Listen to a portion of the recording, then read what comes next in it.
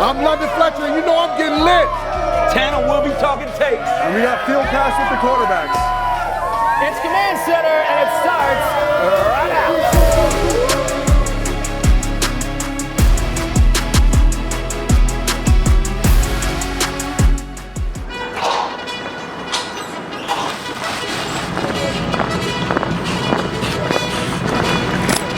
We got the pads on today. Don't get in 3-1 wave. There you go, good. Break. Third day of pad. Oh, let's go. Time to hit some. Let's go.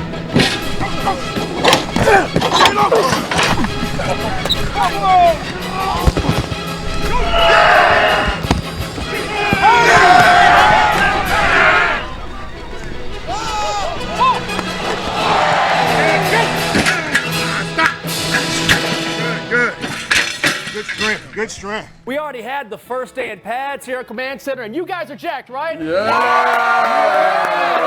what I'm talking about. All right, London Fletcher, Santana Moss, Logan Paulson. What was it like for you guys? Because you were watching a lot of individual drills, and these guys were jacked up too. Oh, it was great. Finally got the pads on. I got a chance, the opportunity to see the big guys hit. The offensive line and the defensive line go at it and had heard those pads popping.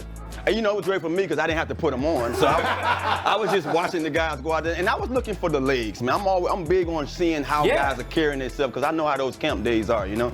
Yeah, and for me, it's just a great kind of data point in the evaluation. You look at the first day of camp, first day of pads, and you get to see that offensive line come together, the defense hit, and it's just so much fun to kind of hear those pads popping and kind of get the energy going a little bit.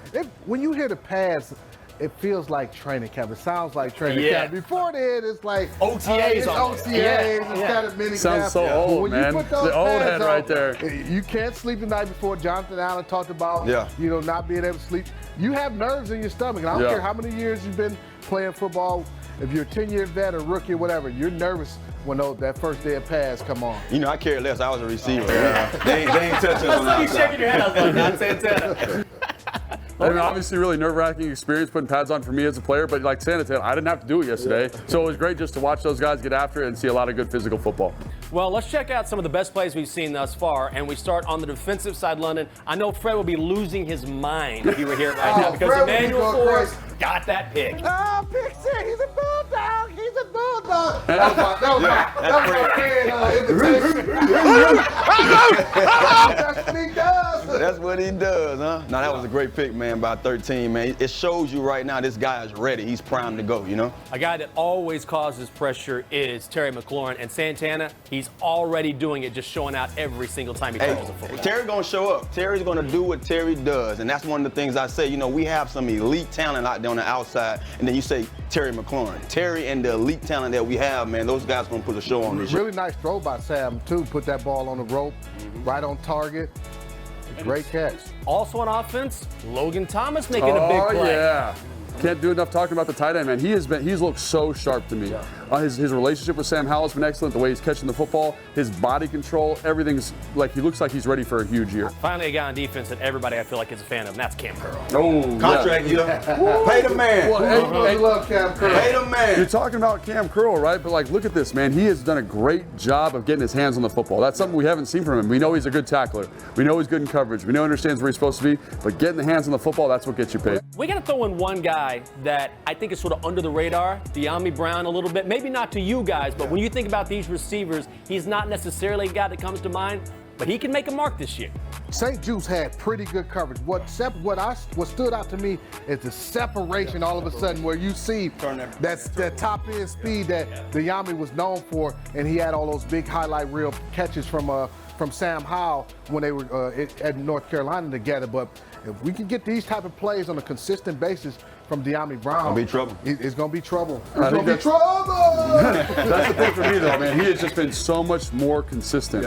Finishing plays, making these tough catches. We know he's fast, we know he's explosive, but finishing these plays, man, that is something that gets you saying, hey, man, he's ready for some varsity football. So great to see it. Be nice to see that Carolina connection. Time for Fred's Fired Up.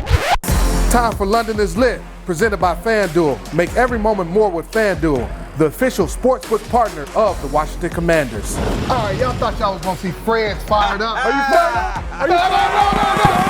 No. Let's go. This is not fired up. This is London's fired lit. up. Yeah. And I'm Let's talk London about Fletcher, and I'm lit. You know what I'm lit about? I'm lit about these fans out here training camp. Are you all lit? I'm lit. They're lit. I'm lit about the pads coming out. The pads were popping. I'm lit about Sam Howell lighting up the defenses in the NFC East this year. I'm lit about Chase Young, the pacer. We're lit about Chase Young getting after it. I'm lit about Terry McLaurin. Terry. I'm lit about hosting the show with Tana, the Cowboy Killer. Let's go. No. You're embarrassed me, man. You're going to embarrass me. I'm lit about Logan, too. Logan Paulson. That's what I'm lit about. If you can't tell, I love being here at training camp. It's football season in the air. Are you lit? Let's go. Man, London is super fired up about training camp, but maybe not as fired up as this fan base. Fans showed up and showed out during the first week, but there is still plenty of time to check out camp yourself here in Ashburn. We've got plenty of food trucks, activities, and football for the entire family. There are 7 open practices remaining, so get your free tickets. Check out commanders.com/training camp. Now let's take you out to the field for Field Pass, brought to you by FedEx. All right, boys, second day of full pads. Got the quarterbacks working routes on air here. Sam Howell, Jacoby Brissett, kind of working this time and working these relationships with all these different receivers. What have you seen from young Sam Howell over the last day? And do you think pads affects the quarterback at all? I've always wondered about that, Fletch. You think about that? Does the quarterback wearing pads, does that bother him at all? Or is it just kind of like, because it's a non-contact position, who cares? No, I think it's important for him to get used to throwing the football with pads on. It's different. Because you think about all offseason, they've been out there with just jerseys on, not really having that kind of game mentality, game equipment on. But it kind of also changes your mindset. I know when I put pads on, like your mindset kind of flips also. So this is necessary, even though he won't be hit unless it's by a total accident. This is important for those quarterbacks to be able to get their time around, get used to having the pads on, throwing the football. Sure. Most of the guys who've played a long time, I remember when I used to work out with some of my quarterbacks in the offseason, they would bring their helmet. I'm glad you brought that up, Bring their helmet and their shoulder pads. So I think it's important that you get used to it then, so when it's time to do it now, it doesn't affect you, but I do believe it affects you once you put it on. That's why those guys prepare that way. And I remember Kirk used to put pads on Thursday when we didn't have pads on. He'd bring his pads out to throw. They're working some type of red zone concept here, right? Got an out and a crossing route. Working that timing, working that kind of pseudo play action, RPO, fake in the backfield, working the footwork. So important for him because that's something people have been talking about is his footwork. Fletch, have you noticed a difference in his footwork this training camp as opposed to last year? Yeah, and that was one of the questions that I asked him when we I remember that. Talk to Sam, and just because you hear quarterbacks talk so much about footwork and what they need to do about marrying their footwork up with where the ball is, marrying it up with the drop of the routes and things like that. So once he talked about how in college he had a kind of parallel drop back, and now he's had shoulder turn. Yeah. So I've paid a lot more attention to that now, and you got to understand, man, it takes a while for these quarterbacks to come in and really grasp pro offense and the different concepts and the way they want to teach and the footwork and things like that. But I think he's really embraced that. We can see the results. And with quarterbacks, it's a constant thing that you never stop working on your craft. Yeah. I mean, you got to look at it as if, think about your position. Yeah. What's the nuances from Absolutely. High school to college to the pros? When you know what you know, and then you have to change it or switch it or tighten it up. So that's how I look at it. I mean, everyone has to go through it. It's just how big is that gap? You know what I mean? How much of it you have to fill in or not? And everyone talks about him patting the football or having happy feet. One of the things that you're seeing there is like if his footwork's good and he's on rhythm, there's no patting the football, there's no happy feet. The ball's out in rhythm and timing of the play, and that's so important for that quarterback to kind of have that internal clock. Obviously, throwing over some really good players who are really experienced. Go ahead, Fletch, what you got? No, what I think about when you see, and you guys played offense, you can know more about this than I do, but if their footwork is off, you get inaccurate balls. And that's, if you're a quarterback, the number one thing you have to be is accurate. I've arm strength and all those things. Well, Fletch, you play a lot of golf, basketball. right? You play a lot of golf, right? Yes. There's a consistency to your swing, right? A consistency to your approach. and that allows you to be consistent in the golf ball. It's the same thing with the quarterback. You want your platform to be the same. You want your shoulder position to be the same. And the only way you get that is working the footwork, working the timing, and kind of really dialing in that stuff. Obviously, he's thrown to some really good football players here. Terry McLaurin, Jahan Dotson, De'Ami Brown's come along, Curtis Samuel. I think that's an advantage for him, and I think it's great to see young De'Ami coming along. Terry had some big plays in practice yesterday. What's the expectation for that receiver group? I mean, I think it's high. I think if you look around the league, they've already kind of ranked these guys as at least top 10 core. Yeah, like you're saying. Probably easier, probably top 5 if you ask me. I'm going to be a little biased, you know what I mean? But also when I hear guys like Chad Johnson talking about, Jahan Dotson, that's letting you know these guys think highly of what their talent can be. And Terry has already, showed the world what he can do. You know what I mean? Each year we've been wanting to give him his flowers, and now they finally got his chance. He got paid a couple years ago, and now he gets, finally get a Pro Bowl. He's ranked pretty high, in our division as a receiver. So it's great just to see these guys get their flowers, but they got to go out there now and show the world why they deserve it. You guys got a first-hand look at Jahan and his route running ability yesterday with the pads on. And there's times, man, he's making defensive backs fall. Separation is like separation, he does that in his sleep, like effortlessly. I mean, I watched him, on some of those tapes we watched before he got drafted to us, and that's all you saw. The man separated every time. Like, he was wide open. So to see him translate how he did things then to now, it's off the chain. And I'm sure he got stronger this offseason, so that's going to aid him as well in terms of when you try to get these big physical defensive backs. They're going to look at him and say, I want to get hands on him.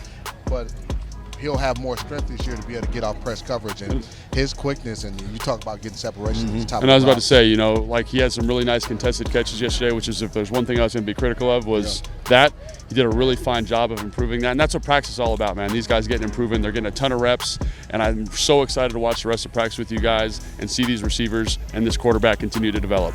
Quarterback Sam Howell has looked sharp through his second training camp in Washington. In his rookie year, he looked solid in the preseason. The quarterback out of North Carolina got his first start against the Cowboys back in Week 18, putting up 2 touchdowns. And he caught up with London Fletcher, Santana Moss, and Logan Paulson following practice. Can you take us deeper into that and get an understanding of when you talk about improving your footwork and how that has led to you being a better quarterback? Yeah, so the main thing, like, coming out of college was we did a different type of drop back in college. Like, we did like what's called a back pedal drop. So, like, your shoulders stay straight to the line of scrimmage. Square to the line of scrimmage.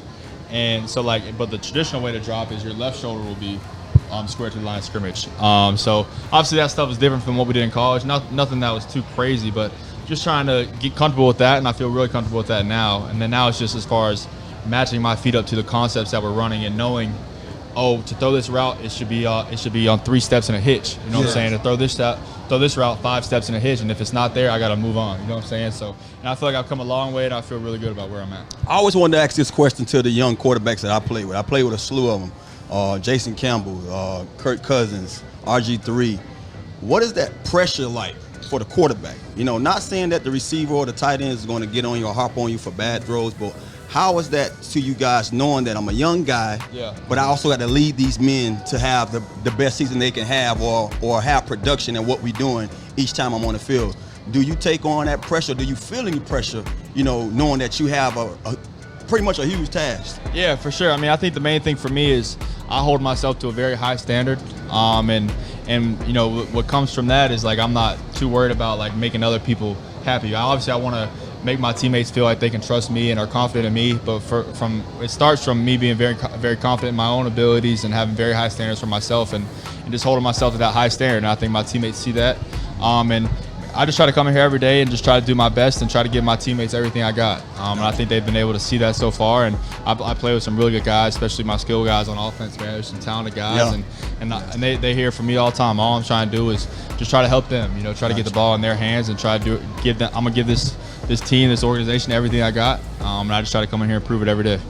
Well, the NFL has released its annual top 100 list, and a couple of commanders are on it. Terry McLaurin comes in at 94. Seems like that might be a little low, but we do have John Allen ranking at number 52, so good to see the guys from D.C. represented. That's one of the things Tana talked about in Tana's Takes, brought to you by the Washington Times. Welcome back to another episode of Tana Takes. This is the training camp edition. I got my main man, London Fletcher, Logan Let's Paulson, go. and guess who I got with me today? My rowdy fans. Yes, players. We're gonna do it a little different today. Remember how I did it before? We had the emojis. I'm glad Fred ain't here because he gonna use the poop emoji all the time. I'm gonna give you my topic. I'm gonna give you the choices to pick from, and then I'm gonna give you my take off of one of those choices you guys choose from. You ready? Let's go. Yeah, I'm ready. All right, my first. Can we topic- compete? Yeah. Compete. All right, compete. yeah, all right. See if you got a better take. Yeah. See if you guys got a better take than my take. All right, the first one, man. Jonathan Allen being 52 overall in the top 100. What do you guys think? Rated too high, too low, or on the money? I wonder what the fans think. Is John Allen at 52 too high or too low? Too low, man. I think that's what we got to go with, right? I look at the guys ahead of him. I say to myself, for his production, his level of production, where he's at, like he needs to be rated a little bit higher. I think. I agree. He should be rated a little bit higher, but you agree no, with me 'cause Tanner, I'm right. no, but When I we think saying Tanner, rated higher, though, we weren't saying rated higher. We're saying rated higher, lower. but lower. Yeah, You know. I think you may say he's just about right at 52. You think that's what he's gonna say? I think that's what Tanner's gonna That is say. something Tana would say. So my take I'm going to say is, I think Jonathan Allen had a tremendous season last year. He was one of our, to me, I think he had the best season on the defense. When it comes to how they grade things, he was appreciative of it because of his peers voted him in that. And I think when you're climbing up that ladder, you got to be acceptable of what they give you, because at the end of the day, he has more room to grow. So I'm thinking dead on the money. He's dead on the money. I'm thinking dead on the money. Yeah. You know, so dead on the money tell me I think it's fair. Just knowing that he got more room. Right. Look, the He man, got hey, more the room dog, to grow. The dog And he's gonna be motivated. Exactly. He's gonna be more There you motivated. go. All right, good job. Second one, guys. The offensive line through training camp. They're at par right now, iron sharpening iron. They're dominating up front, or they're behind schedule. Which one you guys go pick? first this time? I'm gonna go. You said on par. Yeah, I'm gonna go with on par. I'm gonna go with iron shot on par. On par, Just iron shot, you know, just first couple days of practice, getting a great opportunity to go against our D line. I'm gonna go with on par. On par. I think if I know anything about Santana Moss, he will be right in the middle here. On par is where they're at. I don't think that's wrong. I think they've done a great job in team run. I think as they put the pads on, the pass protection's gotten better. I think that group's starting to come together. I think Chris Paul moving that left guard spot's really exciting. So See, first I'm of gonna all, say on par. It's not fair because we're supposed to be having a little different takes, and I'm supposed to have the obvious. I just know you better than Logan, man. So it's not fair having guys that play with me that know me a little too well. But dead on par. I feel like right now it's too early to be saying who's dominating, who's not dominating. What do you fans think? What you think about off the line? They're at par right now or they're dominating? Which one you want to pick? On par. Okay, on We par. all got the same energy around here, man. On par.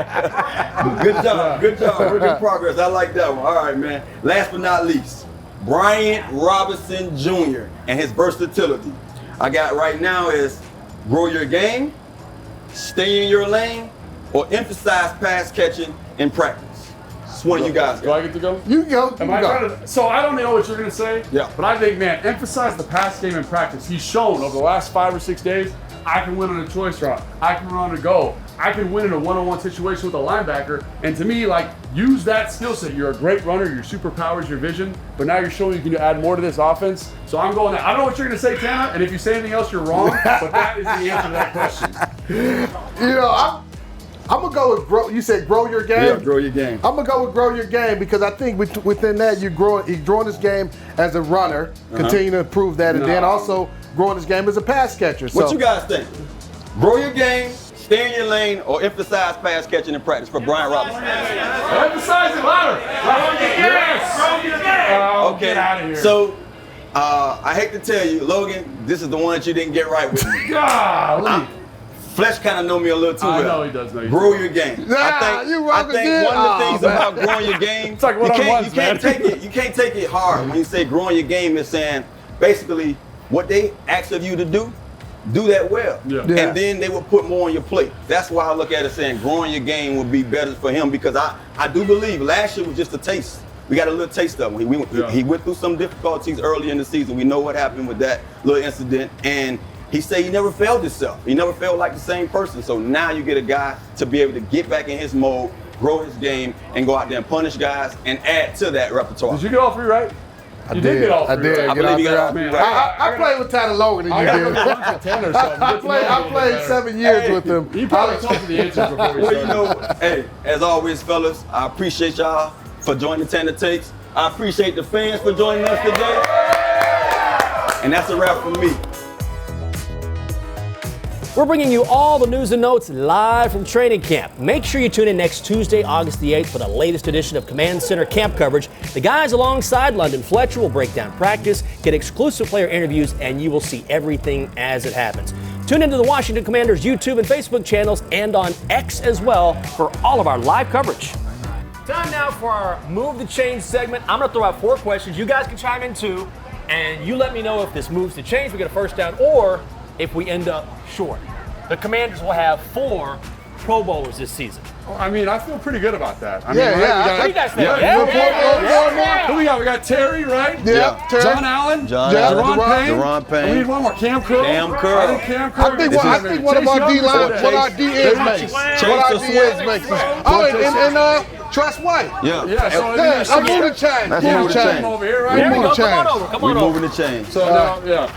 Boom. Question number 2. 2, question. Jahan Dotson will lead the Commanders in touchdowns. Dude, I know you want to say yes so bad. No? I'm moving the chains on that. Who's I'm going to lead? moving the chains on that one. Terry? I'm actually going to say Logan Thomas is going to lead the team in touchdowns. Of course. That's what I'm going to say. I think it's going to be a running back that leads the. I don't hate that I think actually, a running with back. how they're I think a involved in the running pass back. game. Well, I Brian want to move the Robinson. chains. Yeah. Brian Robinson So gonna lead. we're not going to move the chains, but it's because we're so confident Yeah. in the other guys that are going to get a lot of touchdowns. Yeah. So.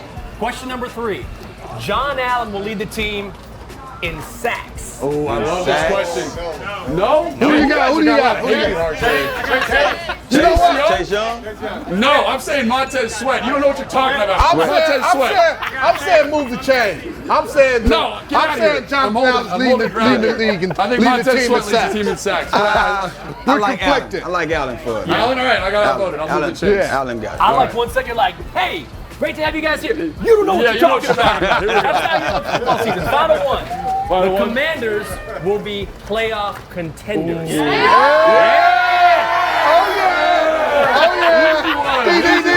Hold on. We gotta go. move. You gotta give us a first down. No, it's the 4th question, Fletch. Come on, man. Where's the first down too? We'll figure this out, but at least we're agreeing on the final question. That's going to do it for us here on Command Center. Next Tuesday, we are live from training camp. We will see you then. All right.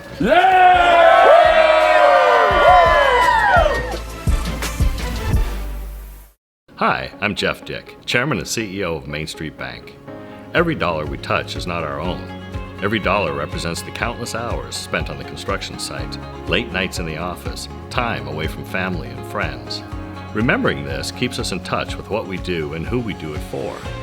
At Main Street Bank, we are honored to be stewards of our clients' dreams, aspirations, and their money. Bank where trust matters and where you matter.